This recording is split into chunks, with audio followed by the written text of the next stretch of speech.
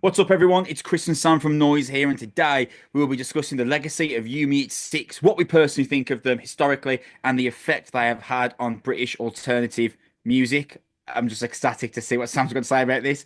Before we get into the show, we should tell you how you can support us. The best way to do that is by liking slash subscribing on YouTube or whichever podcast service you use to listen slash watch.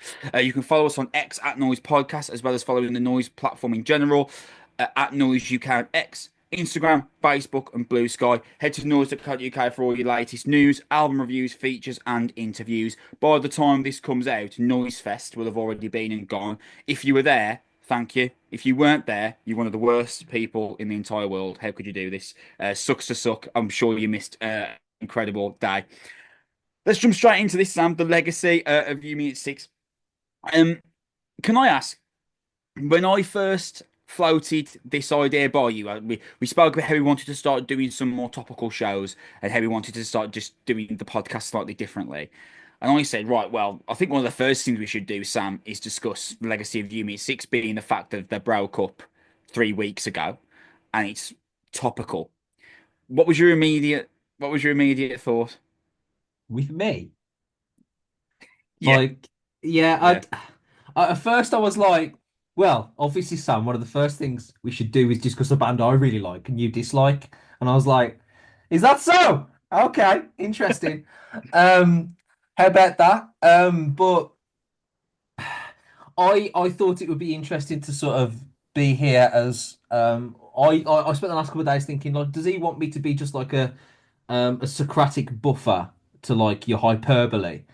To sort of like tie you back down to reality a little bit when discussing the band, or are we going to share the same thoughts? So it became from the original conception of like I'm unsure about this to now. There's a real curiosity about how this conversation's going to go, um, because obviously I have opinions on Yumi at six. Obviously, I lived through their heyday and subsequent decline, and so did you. But we had very completely different experiences while that was taking place. So I definitely the surprise it still has not gone away. To be honest, yeah.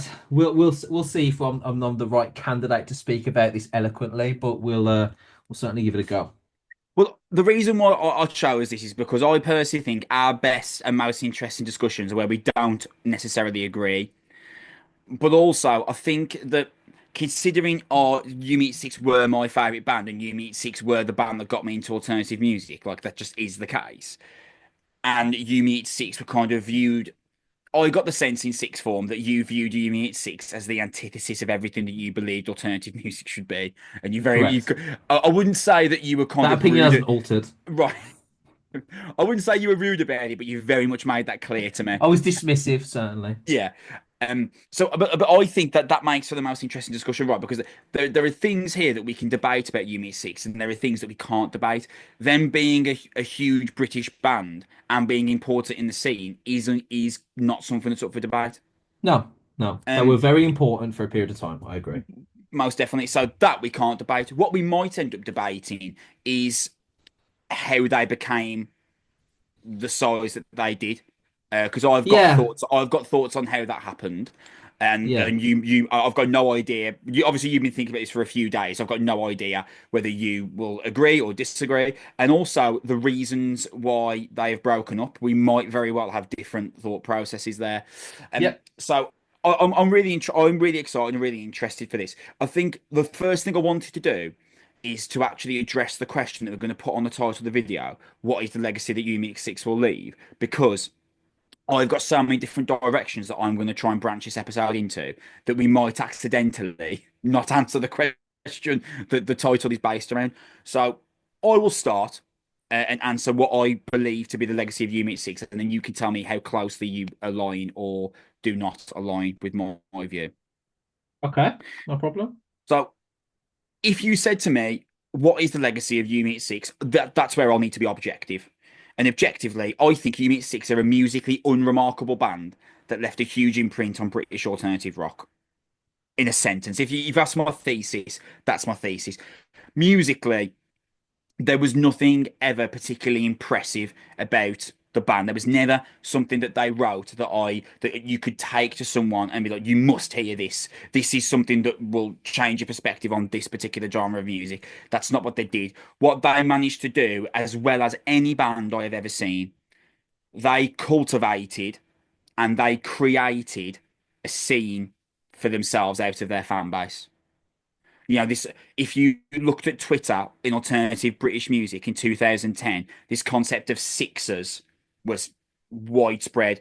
It was ubiquitous. You couldn't escape it on British alternative music Twitter.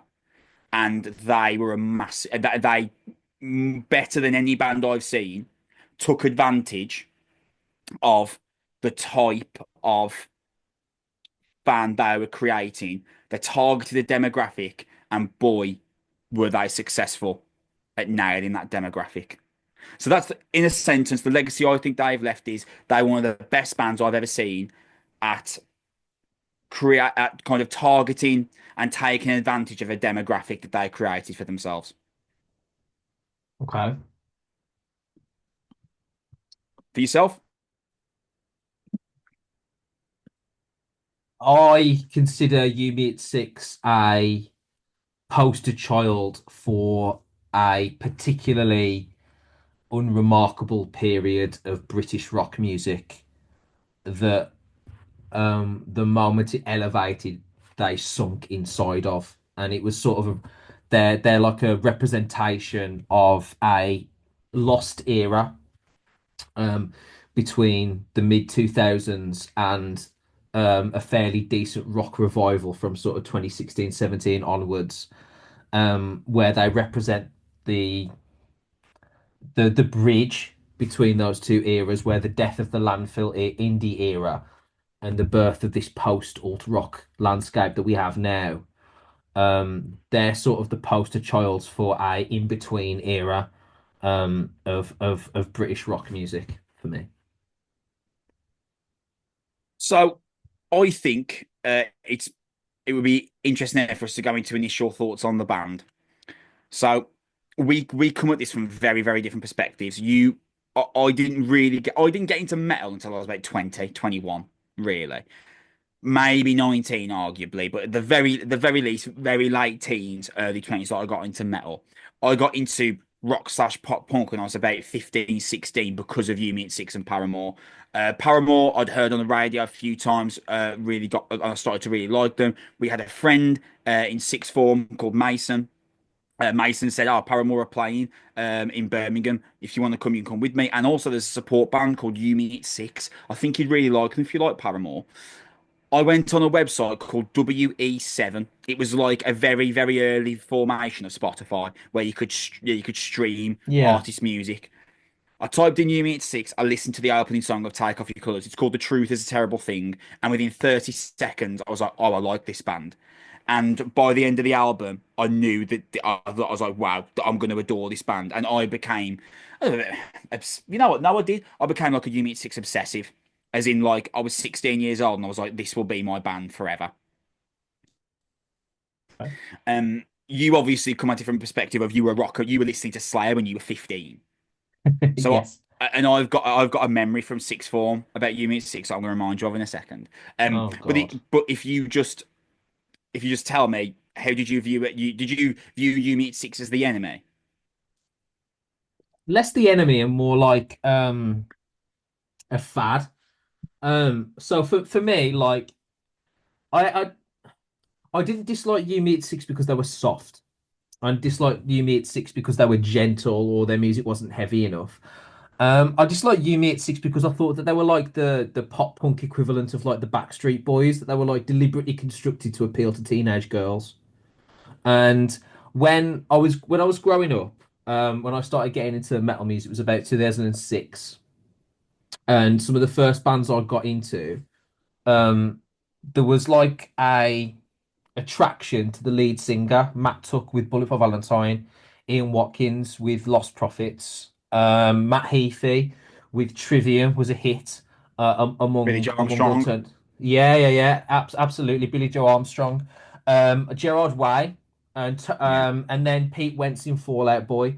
There was always a additional leg to the bands you liked that was like the band is good for me, the fan, but also the band is attractive for this or additional demographic. And when Yumi at Six came around, I couldn't help but like rolling my eyes at the sense that they were just like, oh, it's four clean shaven, well dressed, good looking lads singing catchy songs that don't really have any particular depth. And lo and behold, every 14-year-old girl anywhere near me at school who's into rock music is suddenly adores them. So for me, it wasn't like I didn't even take them as a band, to be honest. For like 4 or 5 years, I just saw them as like the name on the rubber band around the wrist of a girl with like different colours in her hair. I just thought they were like evolutionary McFly for like 5 or 6 years, really. They were like the McFly with a bit of an edge, you know what I mean? An entry level band that leads you to maybe Green Day at the end of the road kind of thing. Um, and I also never really. I was so pompous when I was 15. I'm not exactly Mr. Open-minded now, but particularly then, I viewed the music as less valuable, and I thought that it was just designed to attract a certain demographic of people that I just didn't identify with, because I was like, this is just vapid, fairly superficial music designed, and I just remember, right? I just remember years of the songs coming on at like under 18s clubs and girls just screaming, not the lines, not the lyrics, Yeah, just just screaming screaming. aloud. Like it was like a One Direction-esque response. And I was like, okay, do you really like the music? Or is it like if you look like me, would you be following the band kind of thing? It was that kind of feeling where it just felt like One Direction for kids who like drainpipe jeans. That's how it felt to me. So I didn't just roll my eyes. It just felt like yeah, it felt like it wasn't about music at all most of the time. What I would say, in fairness to you, though, is that as you got older, you did seem to be much more open to them, and you were also Yeah. you gave them merits where you felt that merits deserved to be given. Yeah, I liked Cavalier Youth, which I realise, as I've done a bit of trawling, is not the You Me at Six fan base's favourite record. In fact, I was scrolling through Reddit and there was a Reddit post because I typed in You Me at Six and there was just tons, and then I typed in You Me at Six decline, to identify sort of where the fan base sort of felt that there was some change or shift. And there's a lot of fans that feel that Cavalier Youth was the first album of their demise, where they actually stepped away. I really liked it. I kind of felt that it was more mature and more Yeah, it was. thoughtful. It was. Maybe that's the answer, is that I felt it introspective and it was closer to a traditional rock record, which was perhaps more appealing to me. Yeah. And the people who liked Yumi at Six were like, this doesn't sound like pop punk anymore. It doesn't have the same energy and verve. I'm out. So that's why you appeal to a, gosh, 22-year-old man who liked metal a little bit rather than a 21-year-old Yumi at Six fan who was like obsessing over Sinners Never Sleep and Take Off Your Colours and that kind of stuff. Well, I think that this is probably a good time for us to talk about like what we personally think got them to be the size that they were, what made them successful. I think it's really, really important to point out that now I mentioned the legacy of You Meet Six, that they're unremarkable, they left a huge imprint on British alternative rock. You Meet Six beat Bring Me the Horizon to Wembley Arena. You Meet Six booked it and sold it out, and then Bring Me the Horizon did the same thing a year later. I'm confident as to say that if You Meet Six don't sell out Wembley Arena in 2013, I believe it was, Yeah, because they released a live album that year. I think the The- landscape looks. I'm not saying Bring Me Never end up in Wembley Arena. I'm not saying Oh, that okay. Well, can you actually explain why though? Why do you because think Yumi at Six headlining it would lead to Bring Me the Horizon doing it a year later? What doors because opened by Yumi at Six? because I think there are parallels between both of their careers. Because You Meet Six has spoke a lot of times about how on Warped Tour they would notice that for when Bring Me were playing, there'd be like 6,000 people on a stage. When You Meet Six played, there'd be like 600, and they didn't really understand why. And there were conversations between Josh and Ollie where Ollie had said, "You've got to be more relentless with your touring, etc." And then You Meet Six kind of did that. And You Meet Six were obviously, we're talking like late 2000s. You Meet Six are obviously the more accessible band of the two. Yeah. And You Meet Six went from headlining O2 Academy to booking Wembley Arena and actually forcing the X Factor to move to Manchester's MEN Arena. The Wembley Arena in December was always reserved for X Factor, and You Meet Six booking it forced them to go to force X Factor and Simon Cowell to go to Manchester MEN Arena. This is the sentence I've just said.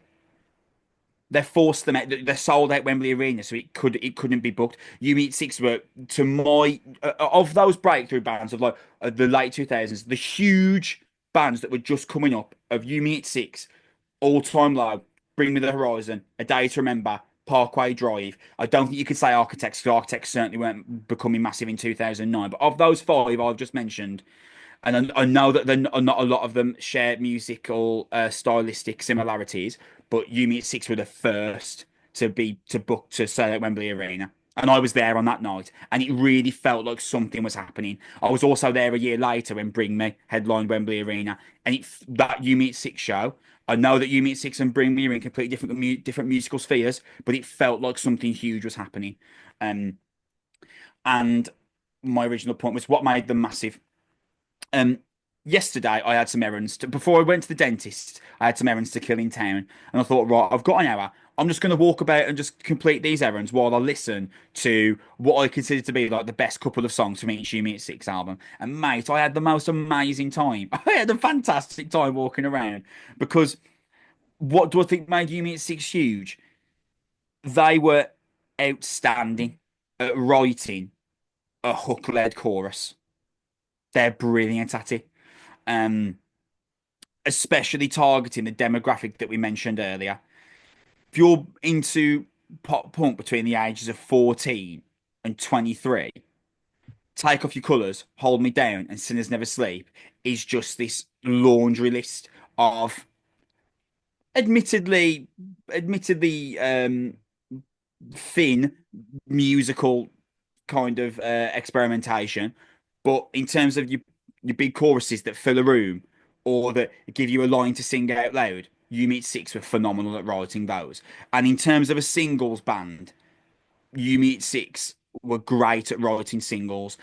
You listen to the records, and if you haven't got like a nostalgic link to the records, you will notice there's some real filler and some real dud stuff on You Meet Six albums. But the singles always stand out. For example, Sam, when we used to be out on every single weekend that God could throw at us. You remember the reaction for Save It for the Bedroom every single week? Yeah, I do. I You do, remember yeah. the reaction for Liquid Confidence every single week? You remember the Yeah. reaction for Bite My Tongue every single week? Yeah. Yeah. Underdog. Underdog every single week. They were very good at writing hook-led choruses for that crowd, and that crowd bought in and made them the band that they were. It also helped that Josh Franceschi is a good-looking guy, and he's got a great voice. That also helps, and they also were very good at marketing themselves to that demographic. That's what I mentioned earlier when I was talking about their legacy. They're one of the best bands I've ever seen at taking advantage of the demographic that supported them. Yeah, I think they were like a post-punk sort of poster boy for that sort of period of time. I think they were representative of a particular kind of era where rock music other than them really was searching for new blood, and their face fit for a couple of years. Like I was just doing a bit of looking while you were talking. Like the top rock albums of 2011: Coldplay, Noel Gallagher, Florence and the Machine, Foo Fighters, Mumford and Sons, Elbow, Kasabian, Snow Patrol, Noah and the Whale, and Arctic Monkeys. There's not a single band that would be described as a new band or a new rock band in any of that list Yeah. at all. Well, If maybe you go Florence and the Machine, but yeah. Other than yeah, that. yeah, maybe, yeah. The following year, three Foo Fighters albums, The Wasting Light, a special edition of it, Greatest Hits, Enter Shikari, Metallica, Van Halen, Foo Fighters, UFO, Every Time I Die, You Me at Six, obviously. Twin Atlantic, the closest I can find, really. Linkin Park, Gaslight Anthem, The Darkness, believe it or not, brought out an album in 2012. Billy Talent, Muse, like DOS by Green Day, which, if I remember rightly, is dreadful. It is Um, dreadful, yes. like a lot of those bands are like legacy rock bands, or well, legacy rock or metal bands, or like kind of just new-ish indie bands that have come out the last 5 or 6 years. You Me at Six were filling a gap that they had no, well, they had no peers. They had no competitors for like 3 or 4 years in terms of like new alternative bands at top of the scale. By this That's a point, fair point. That's a fair point. My Chemical Romance had like dissipated. Bring Me the Horizon were transitioning, and as you point out, we're not the band that they would later become. And even then, you'd argue that it really took till Ammo in 2016 for them to really explode to the kind of band that we're talking about now. Biffy Clyro were a burgeoning band in 2011, 2012. Um, Architects, as you say, we're still like screaming at each other in like basements. You know what I mean? Like we're still talking about that review that I sent you from 2017, where he's very critical Yeah. of the band, but he was talking about the comparisons of big rock bands, and the three he gave were Coldplay, Kasabian, and like Stereophonics, which were three bands that if you're in your 20s, you wouldn't want to be compared to necessarily at that period of time. Yeah. Do you know what I mean? There were so what I'm trying to say is that when I come back, I agree with you in principle that they wrote hook-led choruses that were perfectly tailored to their audience, but I would also argue that their audience was sitting around on their thumbs waiting for a band like that. And my contention is that if you drop You Me at Six, it's not fair to say, but like into 2023 or something like that, are they better than Holding Absence? Are they better than bands like that? In that sort of ilk, I'm not too certain. I think they took advantage of a very particular crest of a moment where they arrived at a point where most commentators were openly saying, Where has the rock bands gone? Where are the new ones coming from? What's happening?" And like Mumford and Sons headline Glastonbury after a single album during this period of time. Sign No More came out in like 2012, and they were headlining Glastonbury like a year later. We were scrabbling for new music. Um, so while I agree with you, I really, really do that they I was there, 2009 to 2012. You couldn't move for like bright blonde hair, skinny jeans, and you me at six t-shirts. But if you dropped them in like 2003, are they superseding Green Day, Sum 41 bands Oh, like that? absolutely not. You Oh, know what I mean? absolutely not. They're probably not. Are they're probably like a secondary tier. And if you drop them sort of 5 to 10 years later, um, the bands that we talk about now, they're not like Sleep Token. Do you know what I No, mean? but I think the landscape has changed because I think Yeah, of course. you've made a good point that if you dropped them in 2023, would they have the same impact? No, because pop punk itself has. I mean, pop punk is dying a painful death. Um, Yeah, yeah.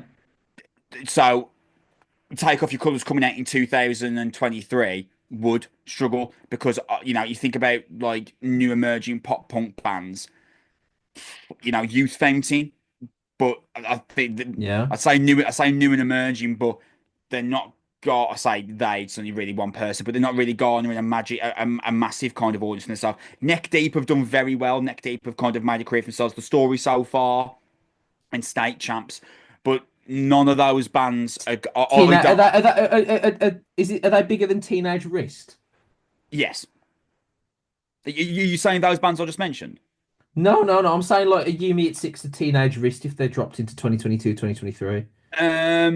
Well, they definitely didn't write. Yumi Six definitely didn't write an album as good as Earth is a Black Hole. But But they I definitely didn't think write one as bad as the follow-up album for at least two or three either, to be honest. um, so It's yeah, 12 songs about ketamine. Awesome. I, Thanks, lads. I think I think Unit Six would be bigger than Teenage Wrist if they came out now. Although I do think it All would. right. I do think it'd be marginal. But you mentioned you made a good point. Like who were they really competing with? And if I try and think off the top of my head of the bands that were like kind of swinging punches with Hmm. Yumi at Six at the time, Kids in Glass Houses. A Day to Uh, Remember? Yeah, do you know what? A Day to Remember maybe, although Day to Remember Like, were can much I? Sorry heavier. to when you. All right, can I ask you a question? You listened to You Meet Six. You enjoyed You Meet Six. Who was the next band? So I then went to All Time Low after You Meet Six, and Oh then like bands Jesus. like and then bands like Mayday Parade. Yeah, all Um, time low is an accurate summation of um, that turn you took. bands that You Meet Six are swinging punches with, like Death of Honor, Kids in Yeah. Glass Oh God. Houses, Yeah.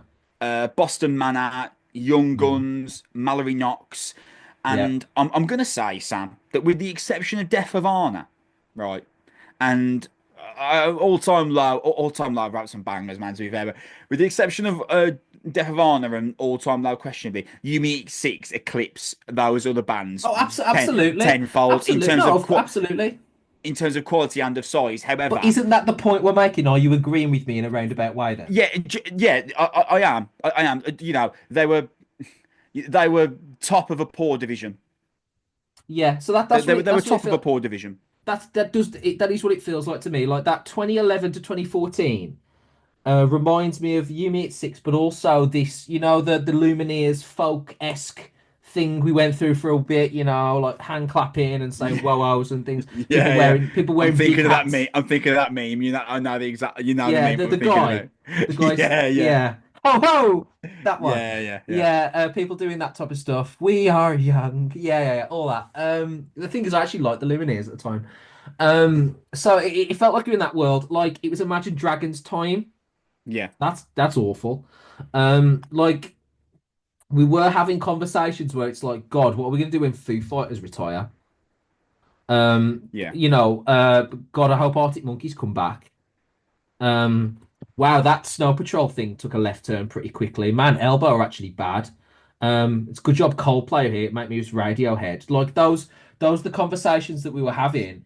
And in terms of mainstream rock, we haven't really got to a point where there's like rock music atop the charts consistently in the way that it was in the sort of 70s, 80s, 90s. So I don't think we're ever returning back there.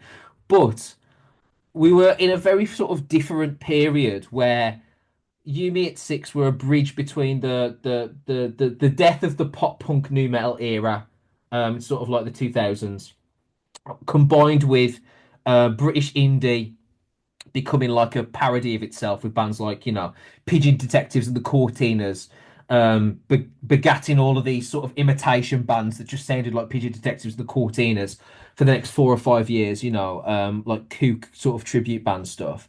And they yeah. sort of bridged that gap quite nicely. They did a good job with that, and I agree with you. The choruses were absolutely massive, and there's some moments that were really, really good. Like I went back to Sinners Never Sleep, and I couldn't believe I saw Winston McCall's name on there. Time is money.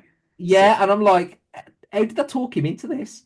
But like it was clear that they were the sort of the cresting wave. I just think that they were elevated by a very peculiar period of time in British rock music.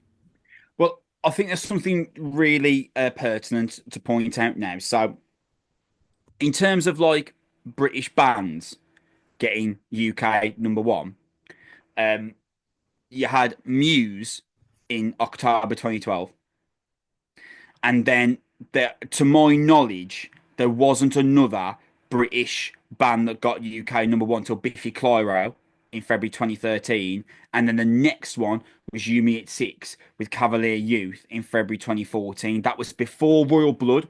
Um, their debut self-titled got us number one in August 2014. It was before All Time Low got a UK number one.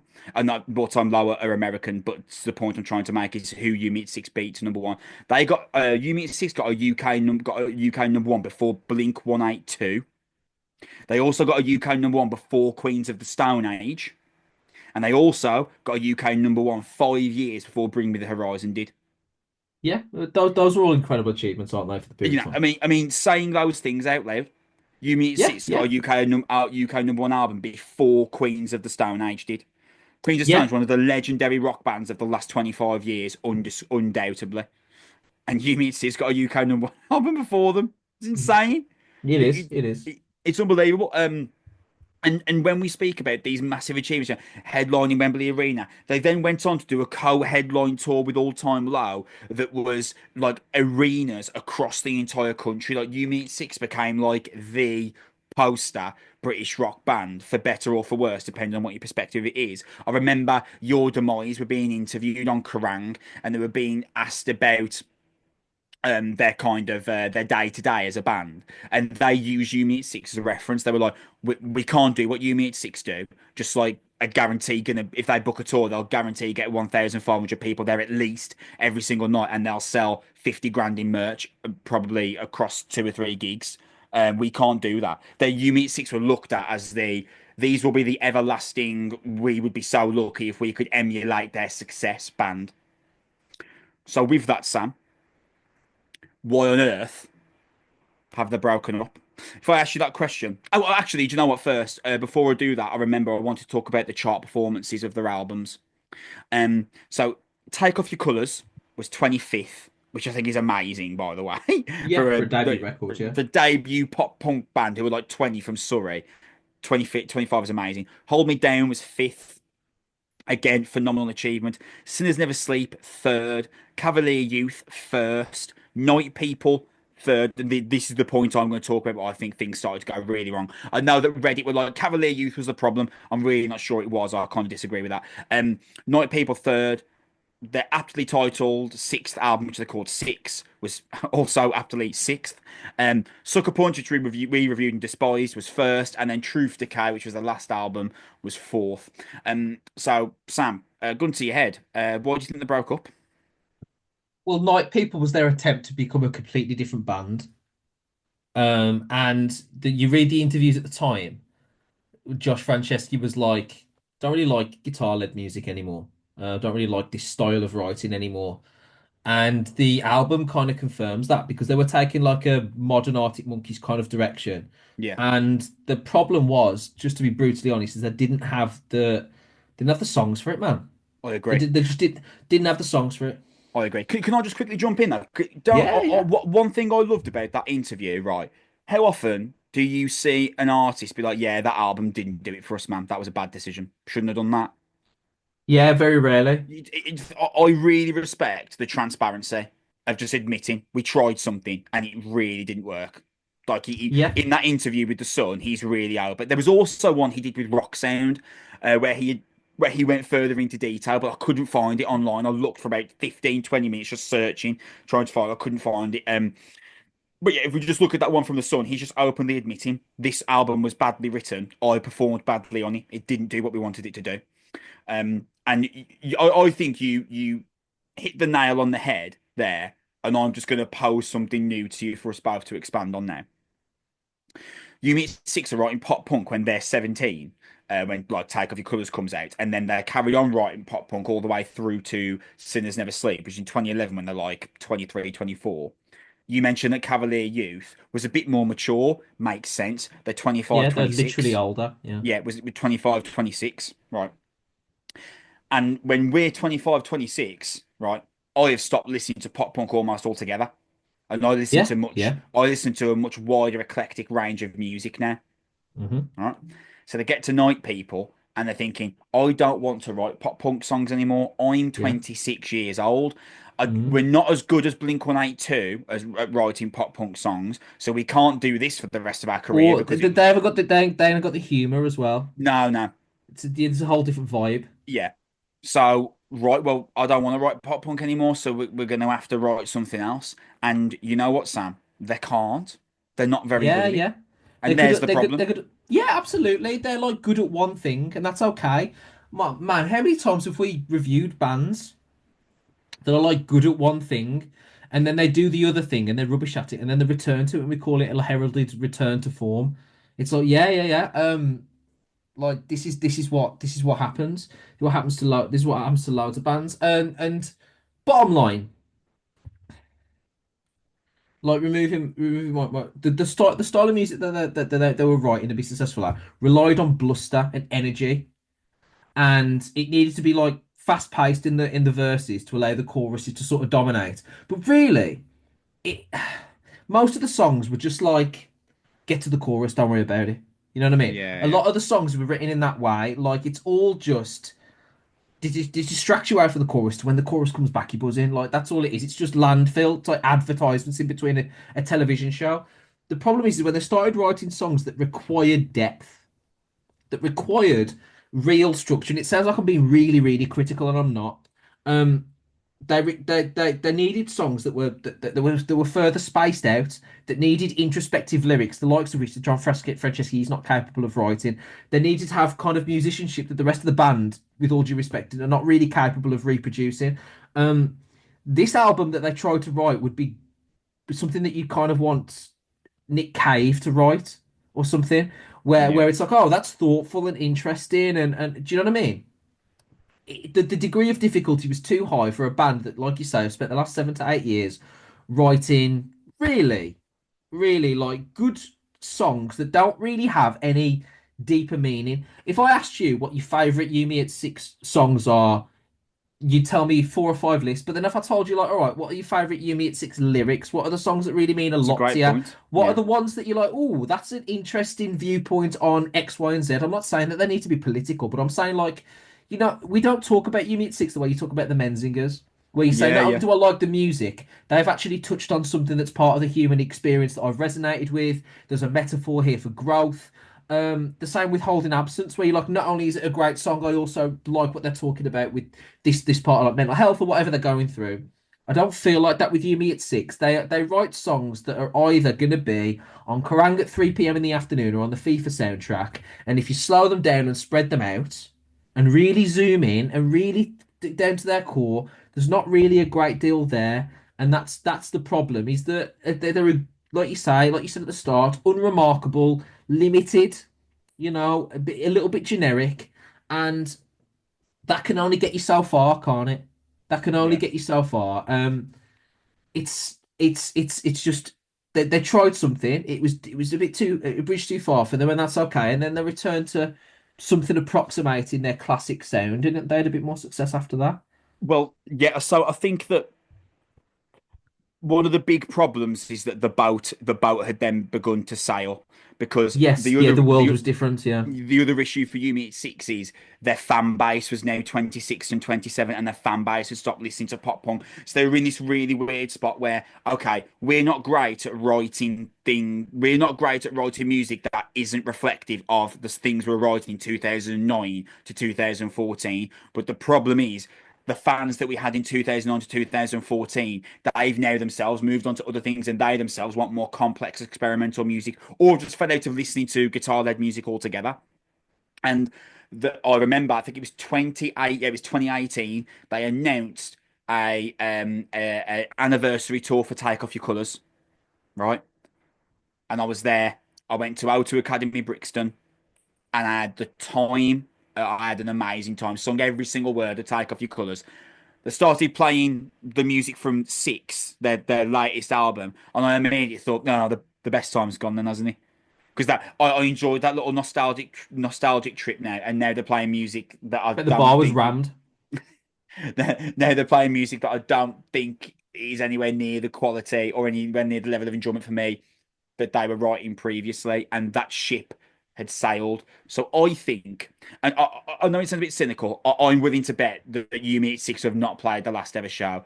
I would bet that within the next, I don't know, 5 to 10 years, there will be some kind of one-off anniversary show, either headlining Slam Dunk or a one-off anniversary show of one particular album somewhere. I'd be willing to bet within the next 5 to 10 years. I don't think they'll ever do another album, but I do think I don't think they've played the last show. But I think Of the course not. reason why the band have split up is, and I respect them for this. I think they've quite clearly identified that we have reached our peak here, and Yeah. we should go out on a high as opposed to going out on a complete whimper. And we know that if we book a tour that is kind of celebrating the end of Yumi at Six, we will go out, we sell out shows, we will do multiple nights at Wembley Arena, and we'll go out being remembered as this band that got me through my teenage years and that I got to say farewell to in my 30s. And I respect Yeah. them for that because the reality is, Sam, that they could have just kept this train moving, couldn't they? And just kind of gone out in shame, really, with a real decrease in quality. It's interesting, there's not many bands that release a number one album in 2021, then 4 years later call it a day. I remember when we reviewed Sucker Punch, and I said to you, I was like, "Dude, this is bad. This is a Mm. rough album. This is Yeah, yeah. got to number one, and then 4 years later, they call it a day." Um, you don't see that often, do you? No, no, you don't. I think like you say, it's symbolizes a sense of sort of self-reflection, and awareness that really we are repackaging the same record now, and the sort of the well has run dry. And if Josh Franceschi in when that interview for The Sun was 2016, I maybe think 2015. 2017, 20, All right. 2017, 2018, around that If you're ballpark. if you're saying I don't like writing guitar-led music and then you're in a guitar-based band for 8 years, yeah, I'd call it. I think I'd call it a day as well. Yeah. You know what I mean? Like if you just don't enjoy it and it's just not paying off, and also you're not feeling the sort of success and you're not getting that creative sort of emergence, like that's okay. Some bands write music because they can't do anything else. They have to produce music. It's like this sort of compulsion. And there's some people that write music who, even if they were producing it for 2 to 3 people, would just continue to do it. There's some people that become successful doing it, and it becomes a function of their success. And I think You Me at Six maybe are the latter, where the music becomes a function of the success rather than they love making music. Oh, and it happened to be successful. Do you know what I mean? You think some bands and things like that, people you interviewed, like you get the hunger, and maybe that just wasn't there for them, and that's okay. That's okay. It's just a realization that this part of the experience is over. I mean, they've made some money. I imagine that they won't have to, none of them are gonna have to, take a retail job anytime soon. I don't think. And like you say, they can roll out in 2031. Sinners Live Asleep will be 20 years old. They'll come out. Yep. You and I both know it. And I'll be there. Yeah, absolutely. In the same way that Bullet for Valentine and Trivium came together for the Poison Descendancy tour, and you know what? Everyone was my age. Yeah. And everyone loved it. Everyone, yeah, absolutely. Everybody were like people that were 14 in 2005 or what, or around that sort of age, sort of mid 30s, elder millennials, elder emails, all that stuff, and then just came together and had a great time in celebration of a band you used to love, and it's just going to be like that. It's just going to be like Yeah. that, and that's perfectly okay. Um, I didn't want to come up here and proclaim their greatness. I don't think there's like I don't think it's an unremarkable thing in the sense that I don't think there are many bands that exist because of You, Me at Six. No, I don't that's I not. don't think I No, don't consider them like that's true. Yeah. influential. No, no. Um, Although I would say that Don Broco wouldn't be the size they are today without you, me at six. No, you're right, because a lot of those fans had to go somewhere, didn't they? Like, do you know what I mean? Like, and there was a sort of big hole that they filled. So I guess I have them over You Meet Six to thank for that, I guess. Me to Um, blame. Jesus. yeah, Um, absolutely. But yeah, I think it's an odd one where they're successful but not particularly influential. yeah, I would completely agree. Like, if you said to me, "Do you think You Meet Six are a great band?" I would say no. I don't think they're Yeah, they're a a popular great band. one. That's yeah, they're a great, but they're a very popular one. They're a band that have left an imprint on music that is almost the imprint they've left on music is almost not really because of their music, I'm gonna really. I'm gonna I'm gonna say something that's probably gonna hurt your feelings now. I'm really sorry. I don't mean it to hurt your feelings in this way. I just think it's an apt comparison. Are You Me at Six this generation and this country's answer to like a Motley Crue kind of band? God, Let me I explain thought you were going where to where upset they me, were not shoot me in the chest. where they were a popular band during a period of time, but there were other bands in that period that were perhaps a bit more influential from a musical standpoint, Van Halen and Guns N' Roses and things like that. And they're very popular and they wrote some big singles, but really the moment they broke up, no one was like, "Oh, I was influenced by Motley Crue." Yeah, They were that just that popular. that's fair. I think that there's still the old Dark Knight reference. They were the band that we needed at the time. They've Yeah, bridged yeah. they bridge the gap. You know, if you Yeah, meet six aren't flying the flag for British alternative rock and really like making money and putting bums in seats and stuff in arenas in 2011 and 12 and 13, then who is? Do you know what I mean? yeah, yeah, Who yeah. else is doing it? Because no one else was. They were of that breakout list. They were the first. So if they weren't doing it, God knows who else would be. But I'm going to kind of send us off into the sunset here and bring this to an end. Um, I said to you, and then I sent a couple of messages to you, and we're putting this together. I was like, right, here's two songs that display what got You Me at Six huge, and there were deep cuts and mixed emotions. Those two songs were, and they are completely indicative of what made You Me at Six massive. Mm, Low calorie, kind of mm, missable at best lyrics, but these just great choruses that you just can't help but enjoy and listen to and kind of want to sing aloud. And especially if you're in a club with your mates and you've had a few beers, oh, what a time to be had.